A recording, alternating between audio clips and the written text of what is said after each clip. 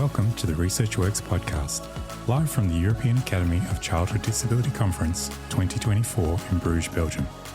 Join us for interviews with keynote speakers, world-renowned researchers and clinicians, and behind-the-scenes stories from one of the great paediatric conferences in the world. Well, it's the beginning of day 2 of the conference, and right now I have a very special guest, a very dear friend of mine who I haven't seen in person for a very long time, lives in Perth, but hey, let's get together when we're here in Belgium. Natasha Bear, PhD candidate from Curtin University. Welcome, Tash. Thanks, Dana. So lovely to have you here on this podcast. And we're going to be talking about a paper that you'll be presenting over the conference. It's called Predicting the Risk of Respiratory Disease and Cerebral Palsy, the Development and Validation of an Online Risk Prediction Tool. It's a very catchy title. So much stuff there to be able to talk about. Now, before we delve into this topic, how about you give us a bit of a snapshot overview about what this is all about? Sure. Well, respiratory disease in cerebral palsy is a problem. Even though it's a motor disability, it's the leading cause of death. Yeah. It's one of the main reasons children go to hospital. So what we've been aiming to do in our research is identify those who are most at risk, so we can intervene earlier. Yeah. So part of that is initially we just looked at risk factors, and we have a checklist that's been developed and available online. But there's an opportunity to take that further and take it into a tool that actually gives you a level of risk, not just saying you are at risk. Like, who's at most at risk? Yes. And also looking at, what about if I have a couple of risk factors? What if I just have one? What if I have three? Yeah. Are there particular ones that combine together that have a higher risk? So I have a background as a biostatistician and a physiotherapist, so I was able to combine these two skills. Yeah. And so I created like a mathematical model that you can enter your information into and get your level of risk. I love that. I think the first word that comes to mind is not just amazing, but nerd. I love that. Yeah. I don't mind being called a nerd. I actually have proudly a nerd. Look, I know you well enough to say that. Otherwise, if anyone else, they might think that's so offensive. But I love that as a physiotherapist, you look at it from that real clinical perspective and then you go, okay, let's actually make this quite meaningful. And numbers do have a way of helping us to understand things that we can, often feel about in clinical practice. So let's talk about that journey from a checklist to this tool.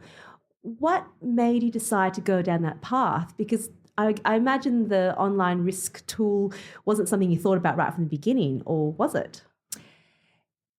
In a way, when we started the checklist, and there is some infographic out there that shows you what the red flags and the risk factors are. Yeah.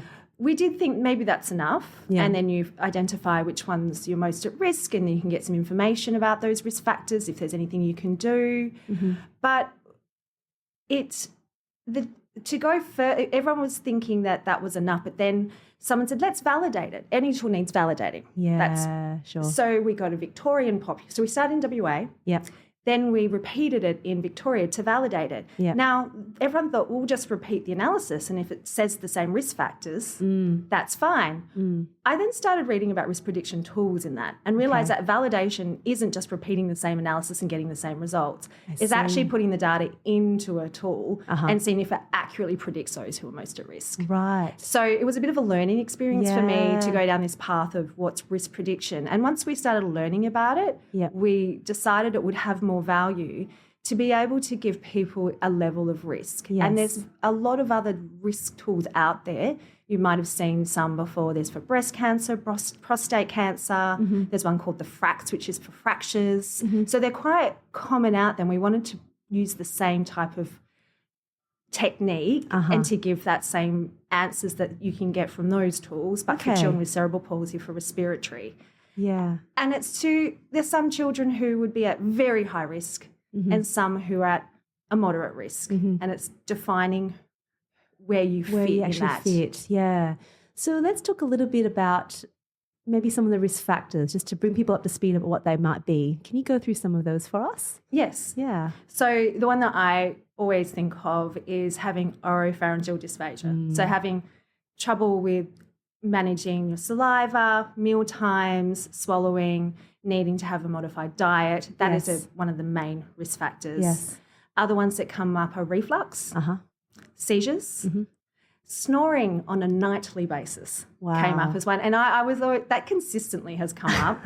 So it must represent something around the oromotor area or that's causing some issues.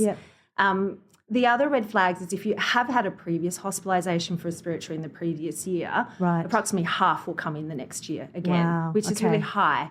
And it's about flagging those children because in the past they would just keep coming in but not necessarily have any active intervention in the space. Sure. So that is another red flag to come. And GMFCS5 is there as a red flag. I just want to put on that though, that the oropharyngeal dysphagia is actually more of a risk. So if you were going to choose one, I wouldn't just go on GMFCS5. A lot of them have oropharyngeal dysphagia. But then what you miss is the GMFCS1s and 2s and 3s. So true. Because there's an assumption it's all the children who are GMFCS5. Yeah, that's such a good point, isn't it? Because even as you're going through those factors, immediately in my head, I'm already thinking, like the picture in my head is that. And yes, which that's is not true. incorrect. That's right. Which is 100%. That is correct. But you don't want to miss the other kids as well, and that's the problem with I guess just assumptions and having a certain picture in your head. And that's what this tool's to do. Yeah, and I think I am interested in those. Well, first of all, if children are balancing many factors, they've got Botox appointments and orthopedic surgeries, and having a tool that might give you a level of risk will help you know where it fits in your priority. Yes.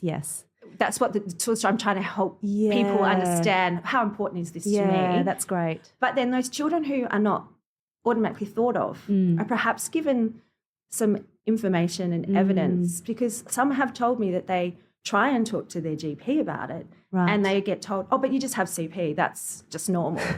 But the tool comes with information that they can print out, that they can give to a medical professional and say, actually, this one's telling me I am actually someone at risk.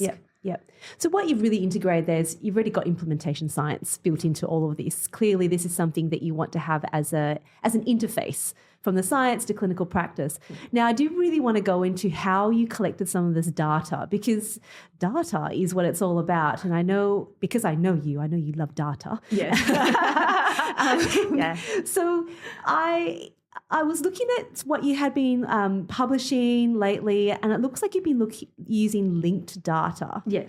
So whenever someone says linked data, I go, oh my goodness, there's so much involved in that.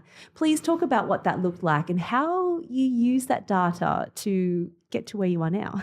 Linked data is so great because we have the cerebral palsy registries in Australia. So we accessed those and sent the survey out to everyone in Western Australia. Amazing. And we had about 550 responses. Wow. Then we had the linked data unit get that information and link it up to their hospital records. So I had every hospital record they had for up to now. I've actually up to 5 years after the survey to see what happened and who went to hospital and for what. But I extracted from it the respiratory admissions, because there's coding within there that you can find out what is a respiratory admission, what's an orthopedic admission. But it's lots of data. And you have to make sense of it all. But that's the part you love the most. It is the part I love the most, using coding to extract the information out. But then there's so many things you can do. Is it, did they have a hospitalisation? How many did they have? How severe were they? How long did they stay? Did they go to ICU? Like it's a little bit limitless, and you have to refine what you're going to do. Like, what's the question, I suppose, and really be quite clear about that. And, I've learned a lot of that from you as well. Whenever we're doing statistical analysis, you're like, what's the question?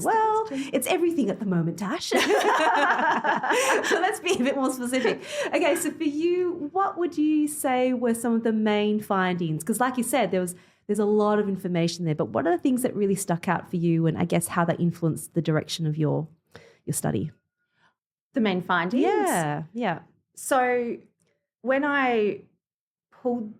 you do the mathematical modelling, you have a whole list of risk factors, but they all don't go in. They all can't go in. And you combine them in a way that makes the best model. So the ones that are in there, I'm not going to say are necessarily the most important things in the world. They're the ones that combine uniquely together to build like an additive risk for each thing. So when people have one or more, it adds up. And what I found interesting is just seeing the weighting of each of those and which ones are weighted highly. How do you do that? This probably feels like it needs a diagram and a whiteboard for you to explain this for me. Let's see, you've always explained things very well for me, but how do you look at weighting? How does that work? Well, you build a regression model and then that has a number in front of it, just like an equation. Sure. And then the higher the number, the more weighting it has. Okay, yeah. And there's a bit more maths to it in the end where it has to then be put into an actual risk, like what they say, a predictive probability. So what's your likelihood? Yes. So when you put someone's data into my model, it will say you have a 20% risk of having a hospital admission for respiratory in the next 2 years. Yes, okay. And I think I was just surprised at some of the weightings and the combinations and which really were the risk factors that came out, which were past year, oropharyngeal dysphagia, seizures stayed in, snoring and reflux were the ones that did stay in. Wow, okay. Things like GMFCS5 fall out straight away because the other factors account for those things. I see. Yep. So they form part of that. Yeah, okay. So it's not that that's not important. Yes. It's just in the mathematical model, it's not required to predict. Interesting. Okay. So at the end, when you have this interface where you can put all this information in the background, it does all this analysis that you have calculated. Then you get this prediction tool. Then you get this prediction. So is it like you said, then it's a 20% risk of? Yeah, can you explain that part? Yeah, I actually trolled through all the other tools online to see what sort of techniques people are using to communicate with, and some will say, exactly that. You have a 20% risk of this outcome. And then others would use like an infographic where you see the little people and then they colour them in with what's your risk. Yeah. And then there's also the opportunity to create it into like a minimal, moderate, high risk as well to categorise people, to give them a little bit more of it, because 20% might not mean a lot to someone, but we can define whether we think that's high, moderate or low risk for somebody. So we've done both. Right. So I imagine that's what you will get. But not just get a number, that's not useful. It's to give you some information about what that means for you and practical advice. Yeah. Which is already built into the checklist in a level anyway. I feel a bit fortunate that I get to add to it rather than create it from scratch. Because if you tick now where you have mealtime issues, it would tell you who's the best professional to help you, what sorts of things you can do. So mine's not meant to replace any of that. No, that's right. But it's meant to supplement and give more information. It's almost like a clinical pathway. Is that kind of what it does? It tells you you've got this risk. So therefore, these are some of the options that you can look at right now, and hopefully that might reduce your risk potentially, or at least be prepared. Is that kind of what you're hoping it will do? That is definitely one of them. Yeah. And I think the early identification is the other thing we talk about. I do have another poster, which is a little bit of a related issue, but mainly the risk factors at the moment are in more severe CP. Yes. And we're thinking it's more aspiration, which has a really slow onset, and you don't even see the damage or the problem until many years later. And in some of my other work, I've noticed they come in much later for hospital admissions. But when you look at them younger, and if you do a CT, they actually have a problem younger. So the tool is to try and highlight to perhaps thinking at a younger age, and then looking at the things like seizure control and reflux and mealtime management. And as you know, when the families are trying to decide at that younger age, what will I have my appointments, how will I work with my therapist? Perhaps if they were between two things, it might be actually, I think this is now our important thing to do. Helps to prioritise really, doesn't it? Because at the end of the day, you can spend your time doing a lot of different kinds of interventions and treatments that might not be that useful if you're not well a lot and you're in hospital a lot. So that needs to be considered. I think you and I have both experienced that in our therapy lives of interrupted sessions because people are becoming unwell in hospital. And this is something that's so relevant for so many people. Do you see that something like this, the work you've done in this area, very specifically in cerebral palsy, could be expanded to other populations and other groups also at risk? Yes. Yeah, I do. So we've validated it in cerebral palsy using the Victorian population, which is really important because it's really important to go outside your zone and see, did it work elsewhere? It worked. But there's lots of tools start to translate into similar fields. You could use other disabilities. I wouldn't say, I'd be interested in bringing in more adult. I go up to the age of 26 in my data But I think beyond that would be interesting. Yeah.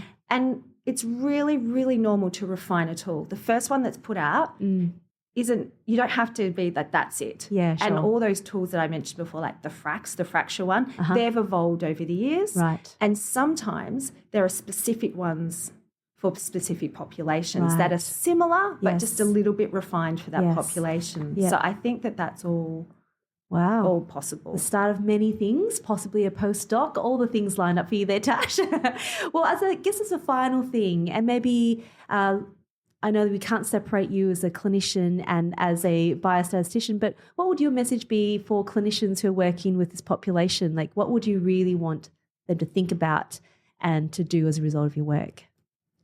I think as long as this is working with the families is what they want. And some places I know do an annual assessment. Sure. It's building in something as simple as the check. It's 5 questions. Yeah. So building it into a regular type assessment if they feel that is working with where they're at the moment, to just consider it as an option or as a possibility of that they might need to focus on. That's such a good point. Yeah. That's really, and I know the checklist has been working well for that. It has, it absolutely has been.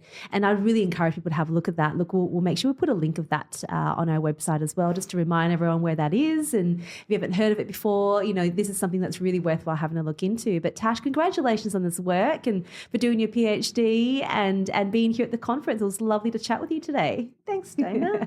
So good. And for all listeners, I hope you really enjoyed that as well. Stay tuned for more episodes. We will talk to you again very soon. Bye.